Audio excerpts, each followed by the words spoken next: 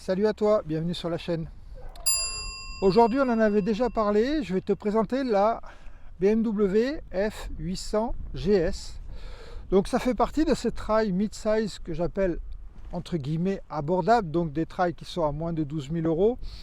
Donc tu vas trouver cette F800 GS, tu vas trouver la Suzuki 800 SE, 800 DE, tu vas trouver la KTM 790 Adventure.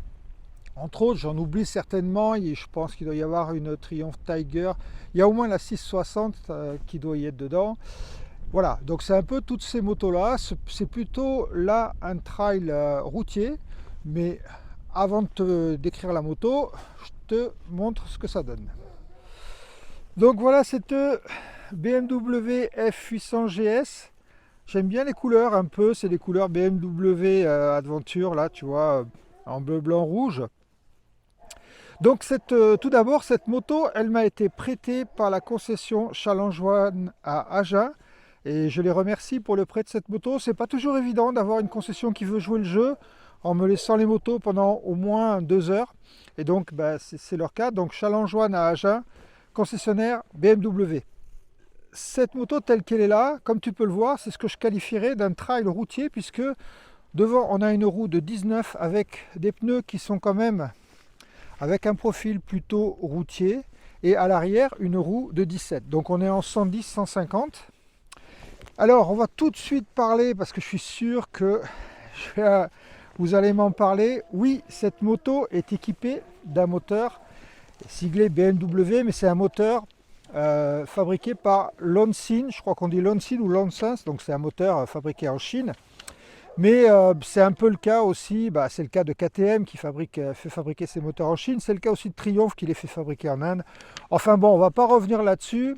Tu as de plus en plus de motos chinoises ou avec des pièces chinoises. C'est le cas de cette BMW qui a choisi ça pour aussi baisser le prix et rendre ses motos plus abordables. On parlera du moteur, de ce que je ressens sur ce moteur, mais déjà on va parler chiffres. Donc ce moteur il fait 87 chevaux à 6750 tours, il a 9,30 m3 de couple à 6750 tours aussi. Donc tu vois, tu as la puissance et le couple qui sont au même niveau, c'est assez rare, mais c'est au même nombre de tours minutes. Si on parle, je vais vous donner une nouvelle donnée par rapport à la 800 SE par exemple. Donc la 800 SE, on a 84 chevaux à 8600 tours et on a 8 kg de couple à 6008. Donc tu vois que celle-là, elle a 1,30 kg de couple en plus. On verra ce que ça donne sur la route. Maintenant, si on parle en rapport poids-puissance, celle-là, elle a pour un cheval, elle entraîne 2,46 kg. Et sur la Suzuki, c'est 2,44. Donc tu vois, au niveau puissance, c'est des valeurs assez proches. Par contre, au niveau du couple, celle-là, pour 1 mètre kilo, elle entraîne 22,98 kg. Et la Suzuki, pour 1 mètre kilo, 25 kg. Donc tu vois que le rapport puissance, par contre, enfin le rapport couple est un peu plus favorable sur la GS. Si on reste au niveau des chiffres, tu as un réservoir de 15 litres dessus, donc plus petit que sur ma SE. Tu as une hauteur de selle à 815, petite particularité, je te montrerai ce que ça donne, alors pas avec le drone parce que j'ai trop de vent, mais on verra avec la 360 un peu ce que ça donne au niveau de la position. Tu as la possibilité d'avoir une hauteur de selle à 760 en ayant à la fois une selle basse et des suspensions avec moins de débattement. Donc ça c'est une possibilité. La moto fait 227 kg tout plein fait, donc ce qui est un peu plus lourd que la Suzuki, sachant qu'elle emporte 5 litres de carburant en moins. Voilà, bon maintenant je te montre un peu au niveau du look. Donc tu as une signature, je vais te montrer ça quand même parce que ça c'est sympa. Voilà, tu as la signature BMW, donc au niveau du phare c'est assez sympa, tu as ce bec de canard qui est commun à peu près sur maintenant pas mal de trails, hein. Tu retrouves ça sur la Suzuki, sur la Triumph. Et tu as, une bulle qui est réduite à sa plus simple expression, avec la possibilité d'avoir une bulle plus grande. Et je te dirai quand même ce que ça donne sur la route. Alors bien sûr, il n'y a pas de surprise, mais on verra ça tout à l'heure. C'est pas si mauvais que ça. Tu as des clignotants qui sont LED, bien sûr, et tu as des feux arrière qui sont LED aussi. Voilà, bon, là tout est éteint. Qu'est-ce qu'on peut dire de plus? Alors cette moto là, elle est full option BMW, c'est-à-dire que au niveau des commodos, on va retrouver l'appel d'urgence, tu appelles là et ça lance les secours. Tu vas trouver tes modes moteurs, on va trouver les poignées chauffantes d'origine hein, sur cette moto, avec les pare-mains d'origine. Tu vas trouver ici la molette BMW qui est super sympa pour sélectionner les menus, valider, sélectionner. Ici tu rentres dans les menus, là tu rentres dans les menus suspension et tu as régulateur de vitesse. Donc elle est full option, on regardera le tableau de bord tout à l'heure et bien sûr le support GPS qui est incorporé. Un truc qui est pas mal je trouve sur ces motos, c'est un peu le cas sur les Ducati, les modes moteurs, les poignées chauffantes, les suspensions, le régulateur de vitesse, à chaque fois on a des boutons qui permettent de changer tout sans avoir à rentrer dans les menus de l'écran.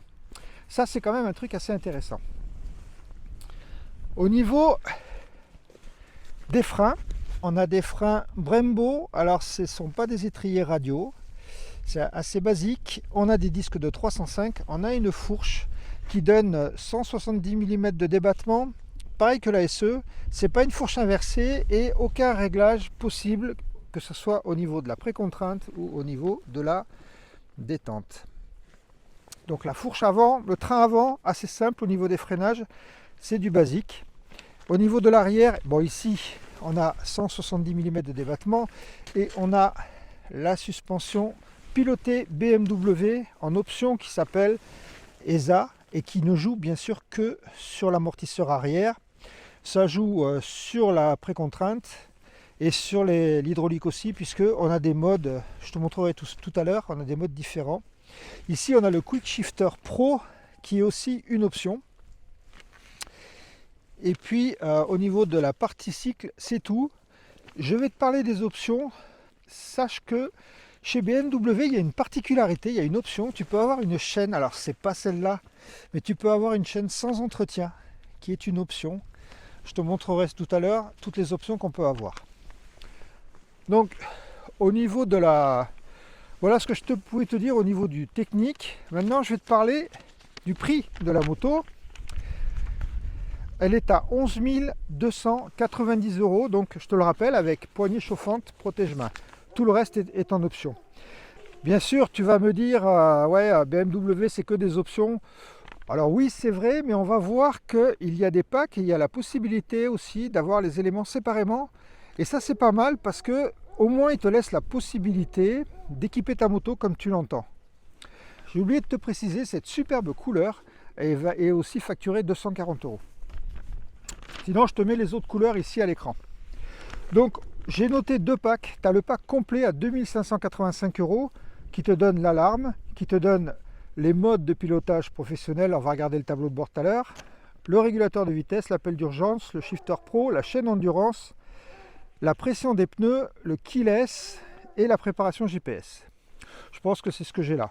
Après, tu as le pack dynamique qui vaut 995 € qui te donne les modes moteur, le shifter et le ASA.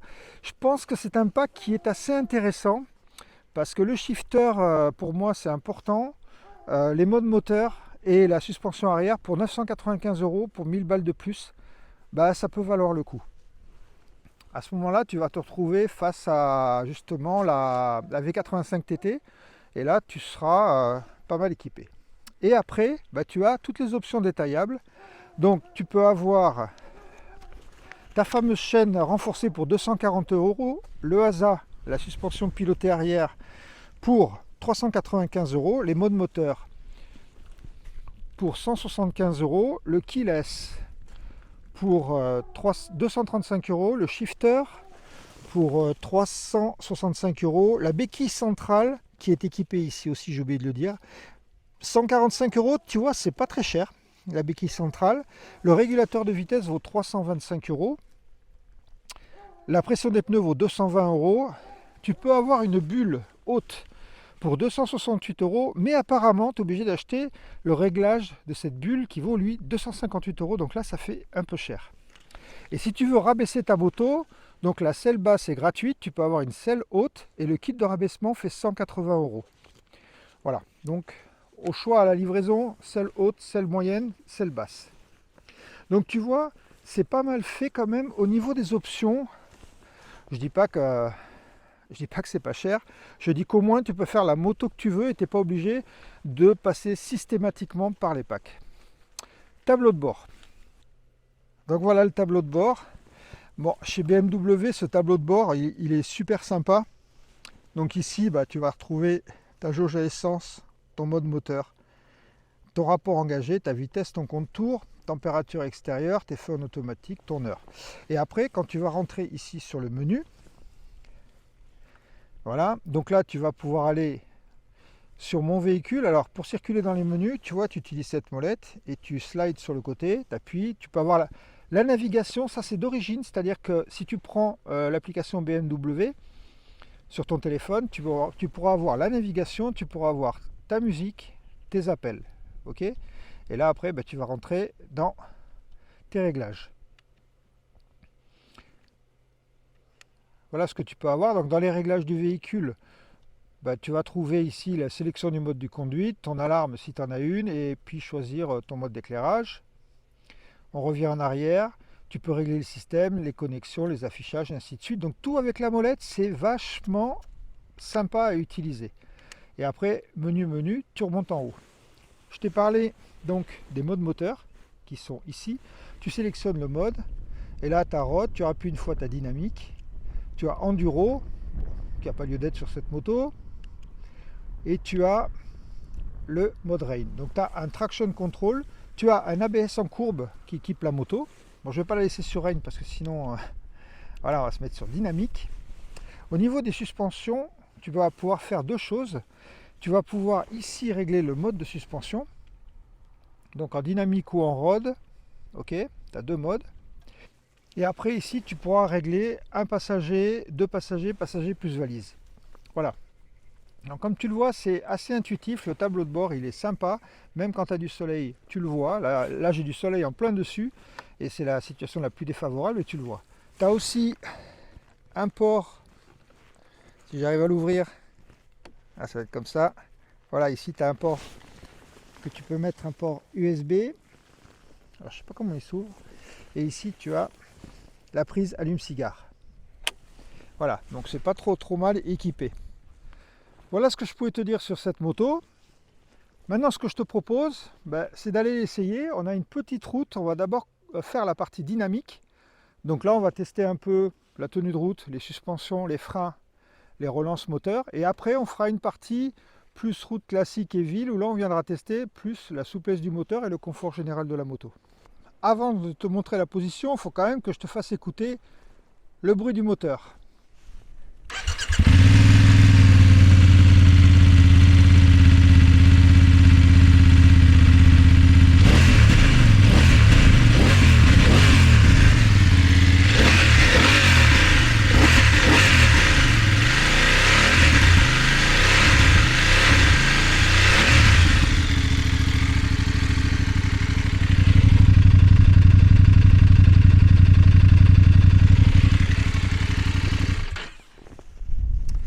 Bon, comme tu l'as entendu, le moteur il est assez sonore au ralenti, mais on le verra tout à l'heure sur la route. Sur la route, tu n'entends pratiquement rien. Donc oui, le bruit est un peu mécanique, un peu métallique au ralenti, surtout quand il est froid.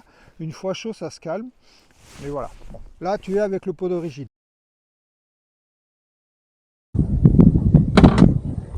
Donc voilà la position que tu as sur la moto, tu vois, les jambes sont légèrement repliées, on serre bien le réservoir. Et la position, elle est assez droite, et on n'est pas, le guidon est un peu vers nous, mais on n'est pas en avant sur le guidon. Voilà ce que ça donne au niveau de la position. Ok, donc nous voilà partis pour une petite route qui tourne pas mal. Donc là ça tourne bien, ce qu'on va tester surtout c'est quick shifter, reprise moteur et facilité à placer la moto dans l'angle, parce que tu vas le voir, cette route elle n'est pas facile, tu peux pas rouler vite dedans, les virages sont serrés, et c'est là où tu vois si une moto est facile ou pas.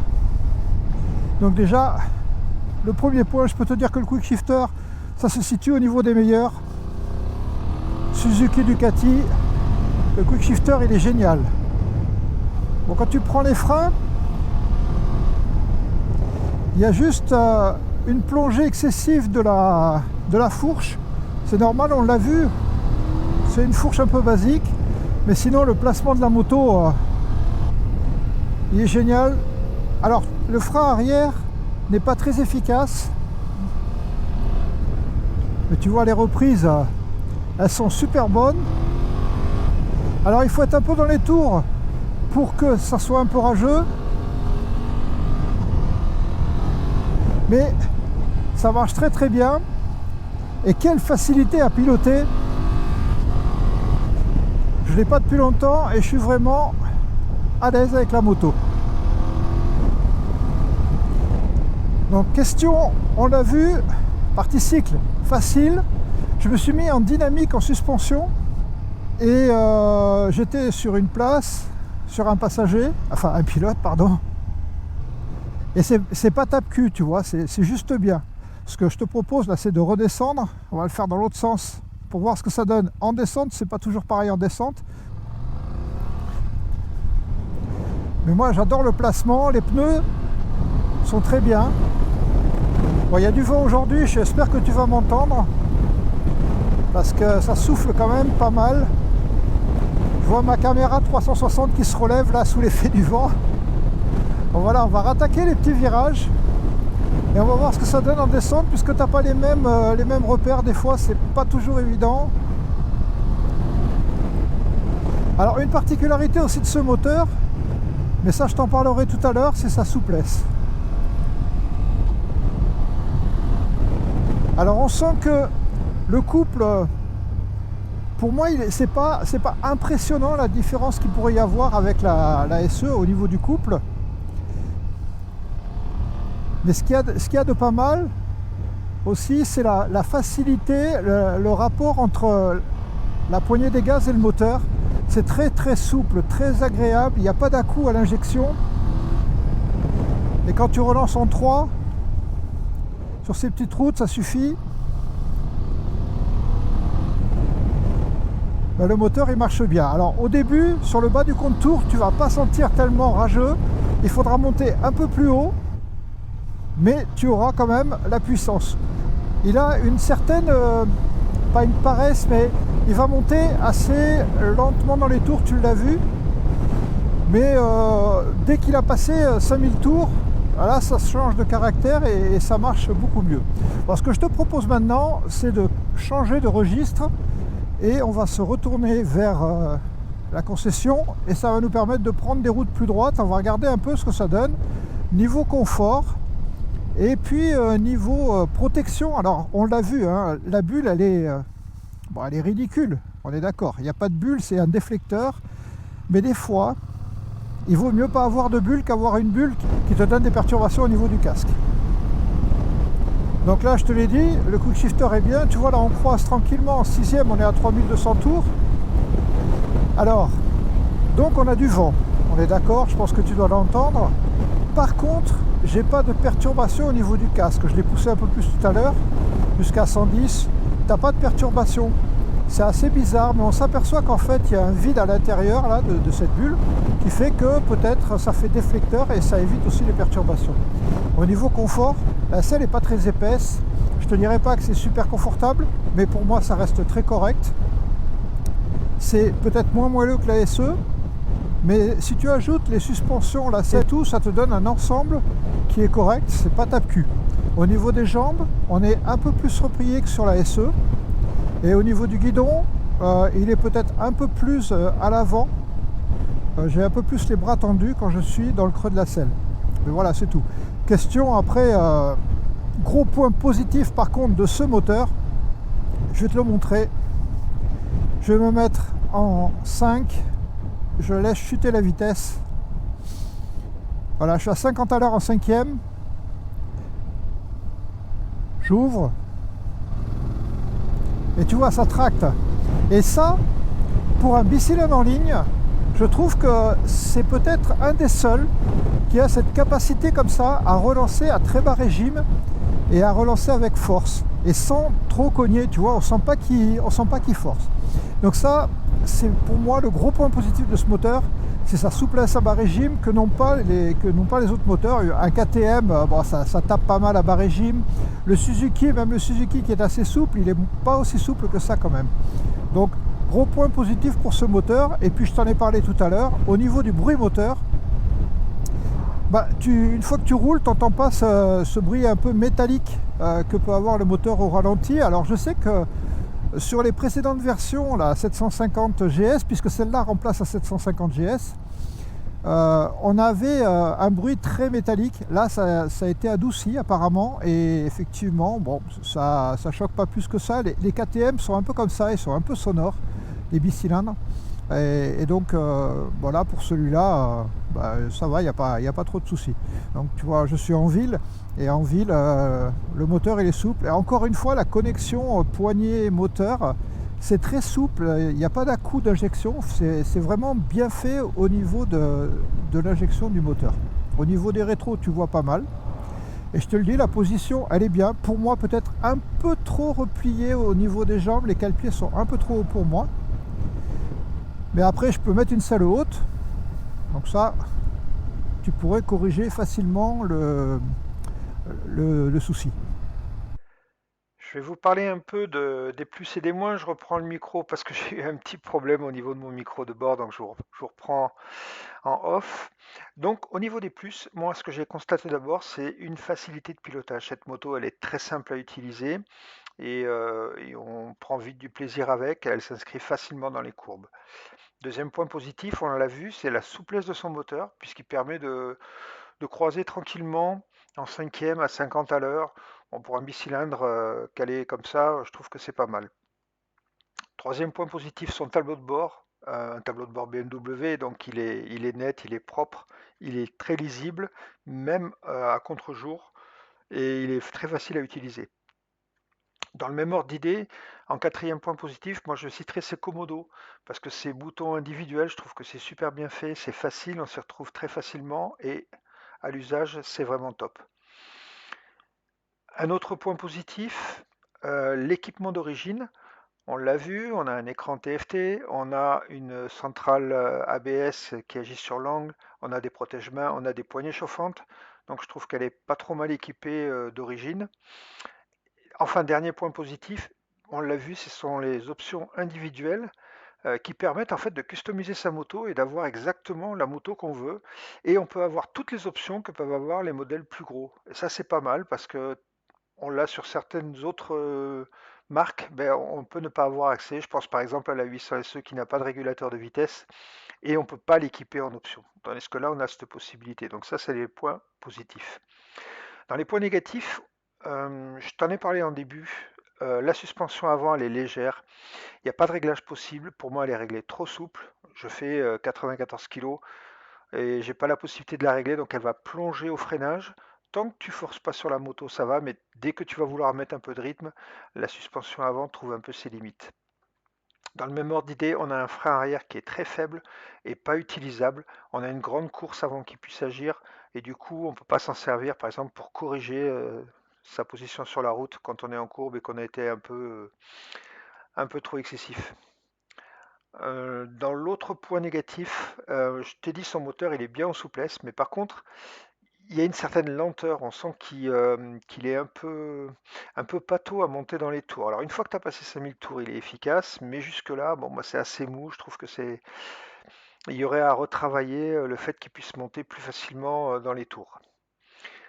Un autre point, pour moi, la position, moi qui suis assez grand, je fais 1m86 avec la selle basse, j'ai les cale-pieds qui sont un peu trop relevés, et donc j'ai les genoux qui sont relevés, les jambes pliées, c'est moyennement agréable, donc pour moi, il me faudrait la selle haute.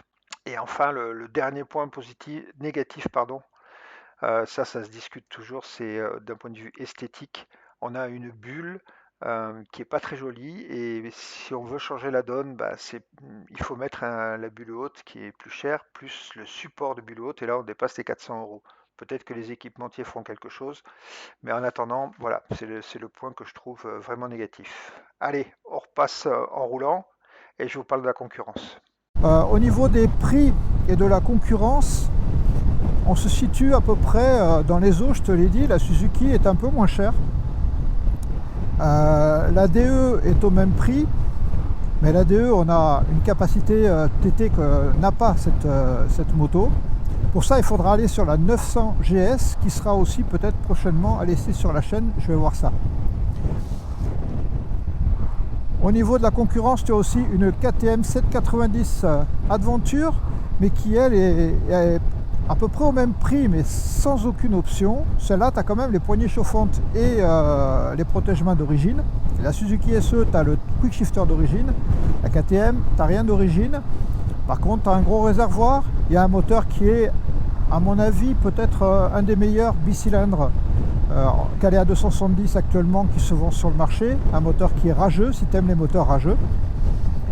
Donc voilà un peu la concurrence. Je pense que tu vas trouver, il y a une Tiger 600, 660 je crois, qui peut se retrouver aussi là-dedans. Il faudrait que je puisse l'essayer. Et peut-être la Tiger 850 Sport.